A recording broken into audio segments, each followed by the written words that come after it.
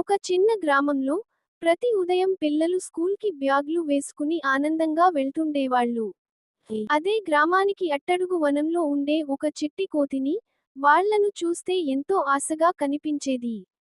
ఒకరోజు కోతి ఆలోచించింది, నేను కూడా స్కూల్కి వెళ్ళాలి. నేను అక్షరాలు నేర్చుకోవాలి అని అనుకున్నాది.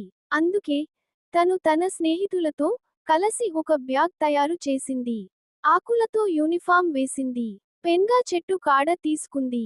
అంతా సిద్ధం చేసుకొని కోటి స్కూల్ పిల్లలతో స్కూల్కి చేరింది. పిల్లలు ఆశ్చర్యపోయారు, నవ్వారు.